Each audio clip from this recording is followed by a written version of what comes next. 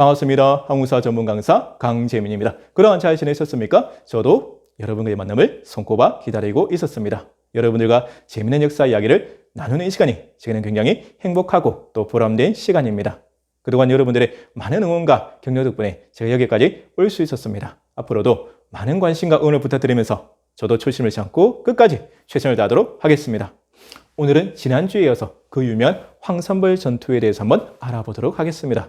너무나도 유명해서 아마 모르시는 분이 없는 걸로 알고 있는데요. 오늘은 우리가 잘 몰랐던 그 황산벌 전투에 숨겨진 이야기를 따라가 보도록 하겠습니다. 먼저 지난주 내용을 한번 정리해보면 서기 660년 드디어 나당연합군이 출병하게 되는 것이죠.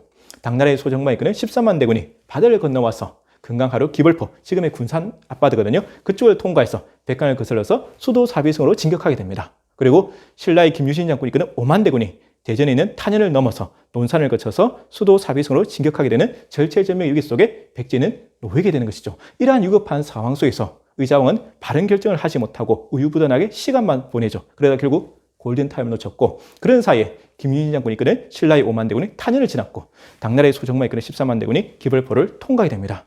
결국 의자왕의 마지막 선택은 뭐냐? 수도 사비성의 방어를 두텁게 하고 병력을 둘로 쪼개서 동서로 나누어 막는다는 계책이었습니다.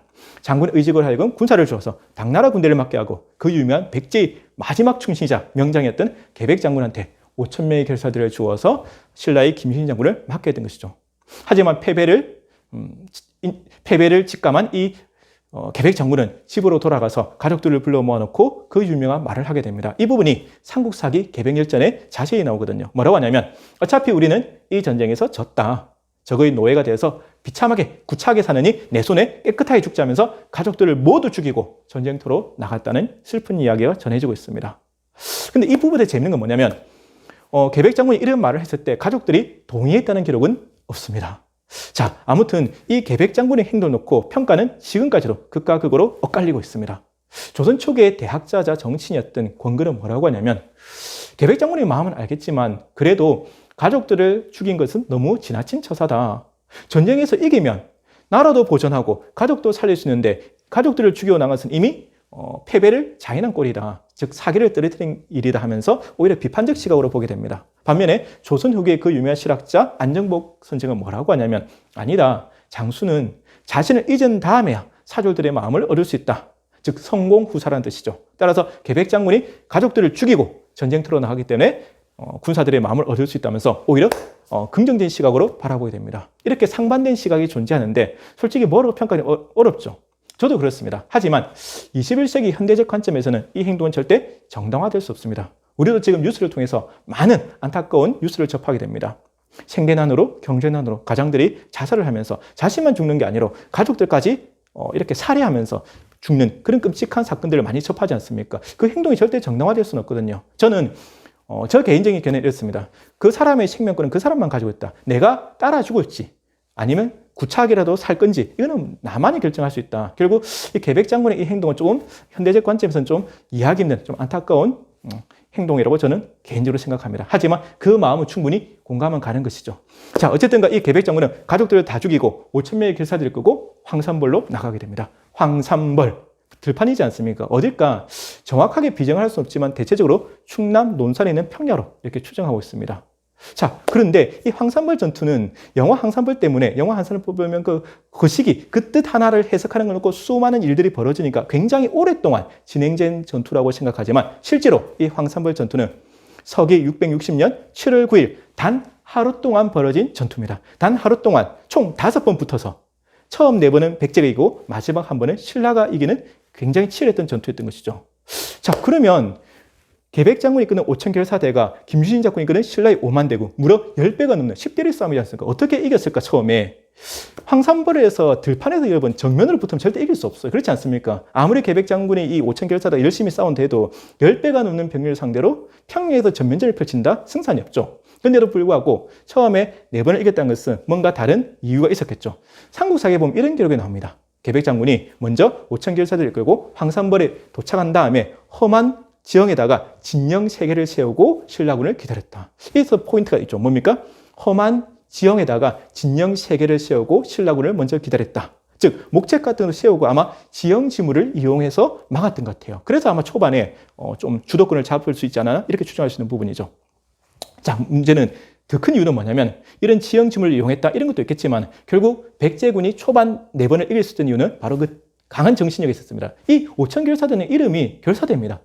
죽음을 각오하고 싸는 군대예요. 눈에 보이는 게 없습니다. 그러니까 정말 목숨을 걸고 싸웠겠죠.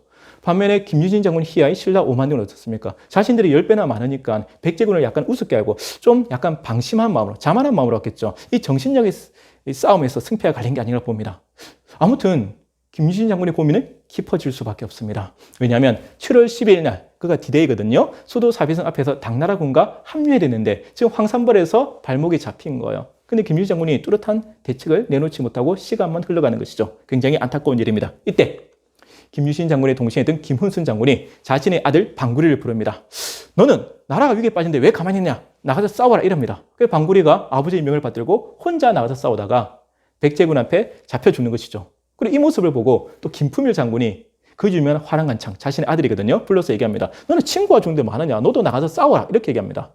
참 어른들이 좀 못됐죠. 자기 아들들의 사지로 내려보고 있어요. 그래서 이제 화랑간창이 알겠습니다 하고 혼자 나가서 싸우다가 역시 백제군한테 사로잡혀서 이번에는 계백장군 앞에 끌려오게 되는 것이죠.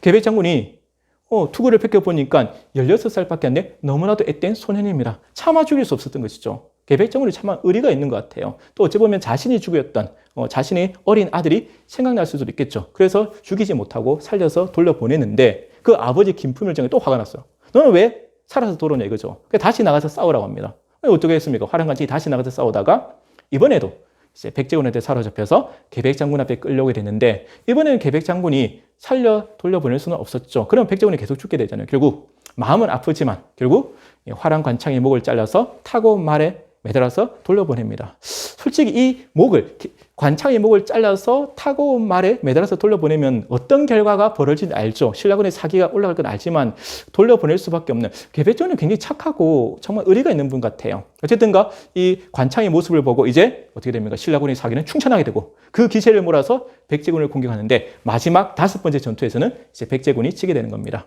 그리고 계백장군과 5,000명이 결사되는 이 황산벌 전투에서 전원 장렬하게 싸우다가 전사하게 됩니다. 정말 비장한 전투였던 것이죠. 이 황산벌 전투가 갖는 역사적 의미는 뭐냐면 이 전투의 패배로 백제의 멸망이 이미 결정됩니다.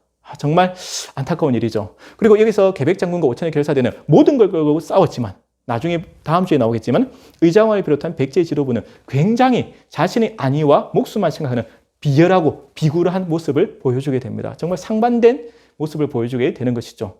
근데 이 전투는 승자였던 김유진 장군의 김유진 장군은 우리 머릿속에 별로 기억되지 않아요. 그렇지 않습니까? 실제 어떤 분들은 이 황산벌 전투에 김유신 장군이 참전했는지도 모릅니다. 보통 전투는 승자가 많이 기록되는데 이 황산벌 전투만큼은 승자였던 김유신 장군보다 오히려 패자였던 계백 장군이 유명하고 잘 기억된다, 회자된다. 왜 그럴까?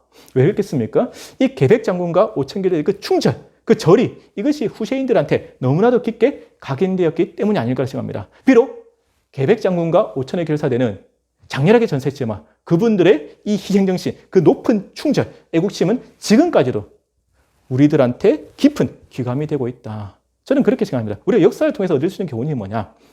눈앞의 이익을 쫓아가면 안 된다. 권력 때문에, 부귀영화 때문에 여기 붙었다 저기 붙었다 그런 철새적인 모습 보이지 말고 정말 우리가 옳다고 생각하는 신념, 원칙을 위해서 한 길을 따라갈 때 그러한 사람은 비록 현실에서는 패배했지만 역사에서는 승자가 될 수 있다. 굉장히 멋진 말이지 않습니까?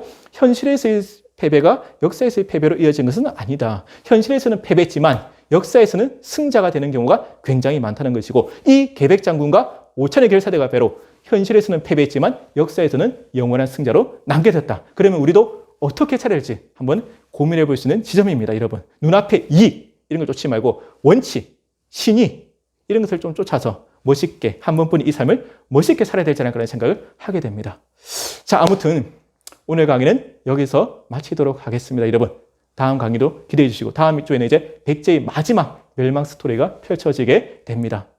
자, 제가 항상 여러분께 드리는 말씀이 있죠. 여러분들의 응원과 격려가 제게는 가장 큰 힘이 된다는 사실입니다. 앞으로도 많이 시청해 주시고 또 구독해 주시고 알려주시길 부탁드리겠습니다. 저도 초심을 참고 끝까지 최선을 다하도록 하겠습니다. 여러분 항상 건강하시고 행복하십시오.